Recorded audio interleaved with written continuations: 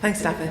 I'm now going to talk through some of the implications of our research, exploring what the digital future of our organisations may look like, and understanding some of the barriers and opportunities to us getting there. When we began this research, we wondered if there was some perfect ratio between the size of the digital team and that of the organisation. There isn't. The optimal size of the digital team is most likely to be determined by the number and complexity of the functions overseen by a digital team. The Metropolitan Museum of Art in New York, for example, has been accused of having a bloated digital team of over 60 people. However, considering the number of functions and scope of the team within this very large organisation, proportionally, they aren't necessarily over-resourced or bloated for that matter. 75% of our respondents cited a lack of digital resource relative to the organisation's long-term ambition. Cassie, from the Royal Institution in the UK, articulates how to run a small team effectively. If it's a small team, focus on what you do well. Have clear objectives, ideally filtering down directly from the wider organisational mission, which can be used to make decisions on future work. And importantly, be prepared to stop projects that aren't meeting your objectives. As Dav mentioned, we're seeing more C-suite digital leaders emerge, and he presented a list of potential job titles those C-suite execs might have, from CXO to the CPO. So what's right for your organisation? Where digital sits depends on how you define digital and what you want to achieve. The good news is most of those we surveyed agree or slightly agree that they're in the right location. We all believe digital should ideally report to the top of the organisation. More important than the model being used is the digital literacy and the advocacy of the person that team reports to. Having a vision for digital and defined success metrics will help identify the right location for a digital team or teams.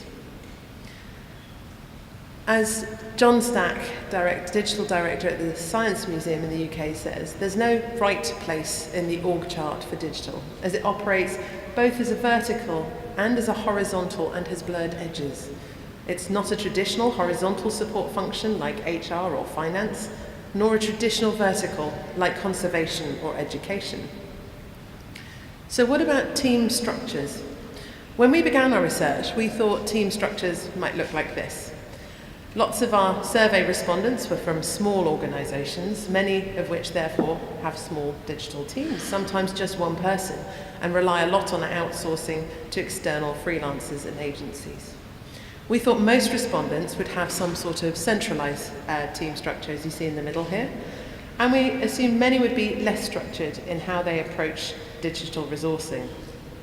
However, our research reveals there are nuances at play here. Centralised models can actually manifest itself in two ways: a top-down approach with a digital leader running a digital team, and then the hub and spoke model, which is a more networked approach where some functions and activity are devolved to other departments with support and steer from the digital team at the core. What was most interesting was that this decentralised version actually has two manifestations. The rather more chaotic approach you see up here, and where digital resourcing has emerged quite organically, to the much more structured, holistic approach down at the bottom there, which has digital activity truly devolved across the organisation in a highly coordinated way. We began to sense that how organisations govern digital activity was based on their digital maturity. That prompted a lot of research into digital maturity models and frameworks. And we looked through quite a few of these, and we decided that what the most relevant model for us to look further into was the Forrester digital maturity model, which you see here. It was the most clearly articulated, and we felt it was relevant to museums and other cultural organisations, as well as more commercial organisations. And it also supported some of the patterns that were beginning to emerge from our analysis of team structures. So here you see the bottom rung here is the skeptics. These are people who are just beginning on their digital journey. They're prompting a willing attitude. They're looking interested in digital as a possible supporting activity for their organisation. Next up, we have adopters who have started to invest in digital skills and digital infrastructure, and they're looking at how digital can support the customer, the visitor in our context. Next up, we have the collaborators. Now, those who've achieved this segment of digital maturity are beginning to break down the silos in organisations such as museums, and they're looking at how to create a more networked approach to digital and thinking about how digital can start to begin to generate competitive advantage, i.e. to give them a chance to stand out against their competitors. At the top, we see differentiators. So these are the most sophisticated organisations who have reached the top of digital maturity, and they are starting to use data in a much more informed way to start understanding and targeting different customer needs. And this is where you start to see a much more of a blend between the digital and the physical worlds. Digital isn't just something you do online or in the building. They're starting to think about experience straddling both the physical and the digital.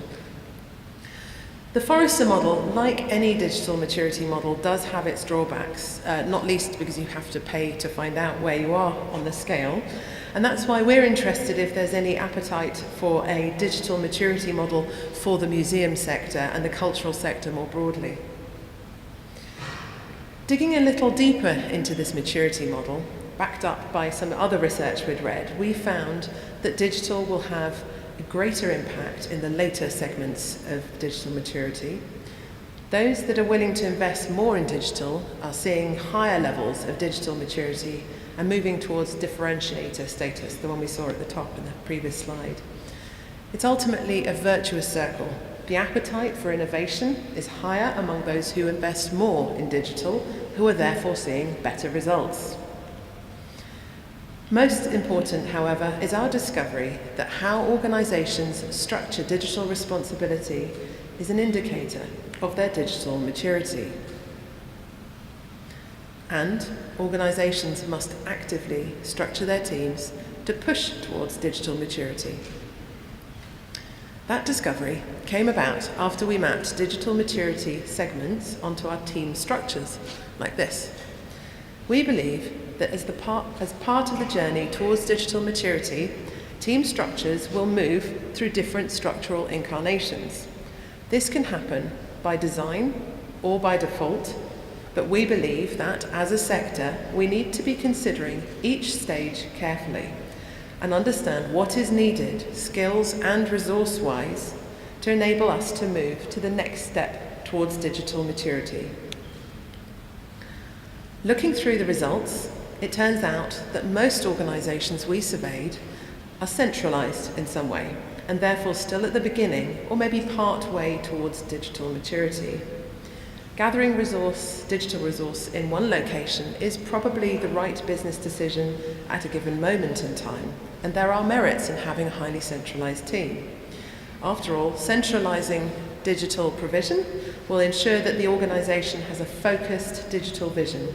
It gives leadership a point of accountability and enables the team to develop a new culture within a most likely traditional organisation. What became clear from the people that we interviewed and surveyed is that many of us are well on our way towards devolving some digital responsibility. And we all understand that we're part of a shifting culture rather than a permanent fixture. So how does each organisation measure the success of their digital activity?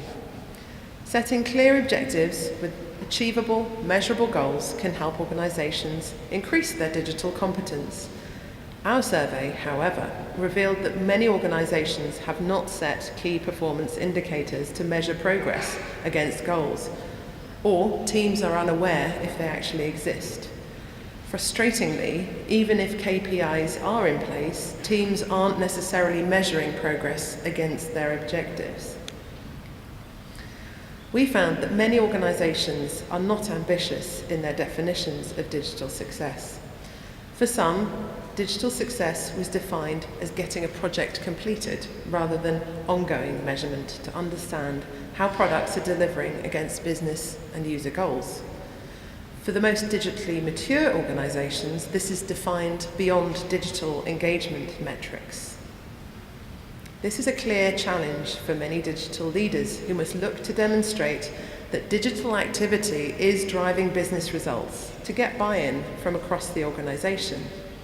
It's vital that they understand and articulate how digital is supporting the wider organisational mission and know how to measure broader digital impact.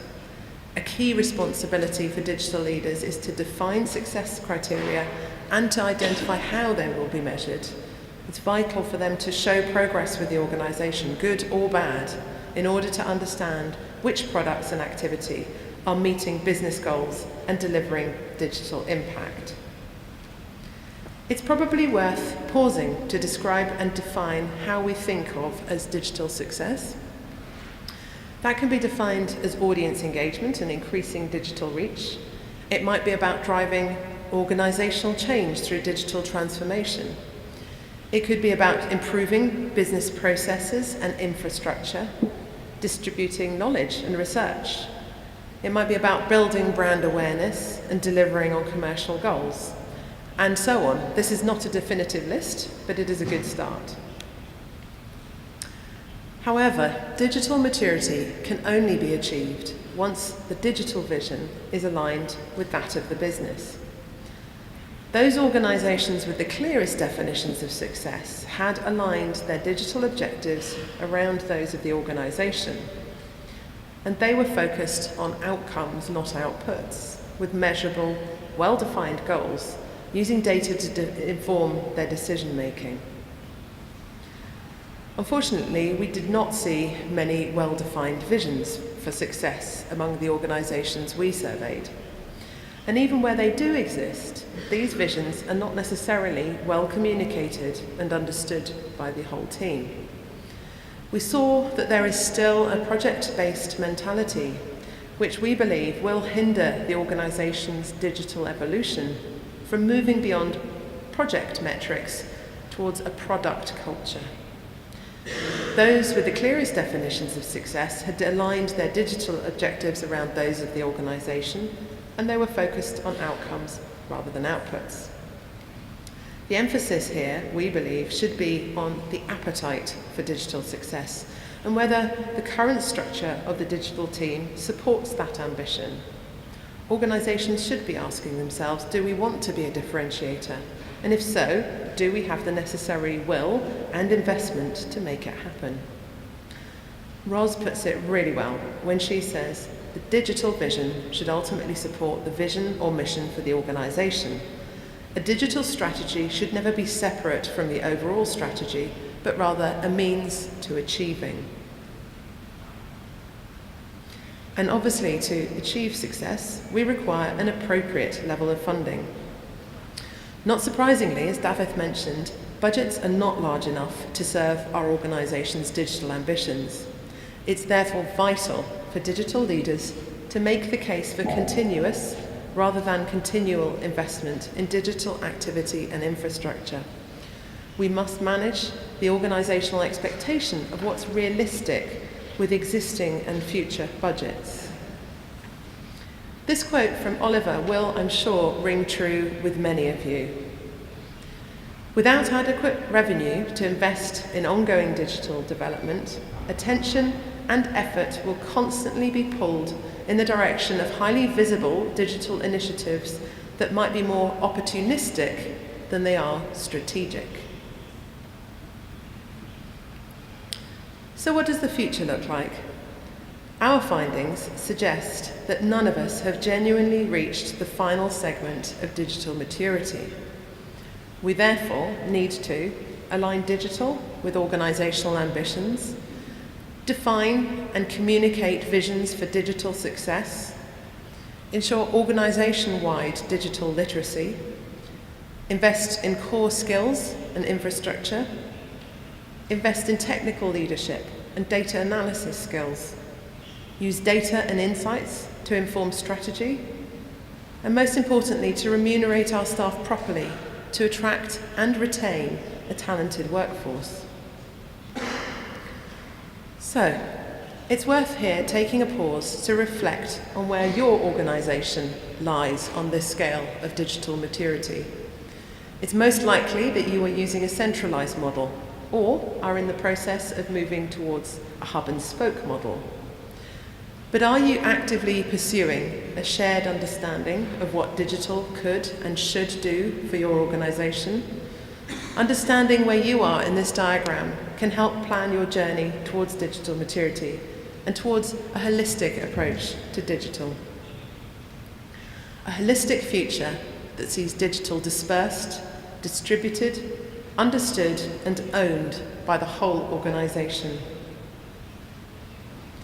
As Adrian points out, this won't be easy. Moving an organisation towards a supposed utopia where everyone is digitally empowered and proactive, working across the organisation can be a paralysing prospect. Where to start? Digital needs leadership, trust, enthusiasm and a growth mindset. It seems as though the people we surveyed are feeling positive, though, about the future of their organisations, the Brits perhaps more so than our North American counterparts. And we too see a very positive digital future for museums and other organisations. What other institutions are able to draw from such a rich source of content? What other sector is so well placed to use technology to unlock the stories within our institutions and our collections, reaching new audiences as we do so? As Zach points out, in this sector, we, as digital teams, are still in our infancy. But what is going to be key to our success in our journey towards digital maturity is for us to both share our successes and our failures. As Zach says, we're building the future teams right now and should share, and share some more. We feel this research is only the tip of the iceberg, and we're keen to hear where you think it should go next. So if you've got any ideas about where we should focus next, please get in touch. Thank you.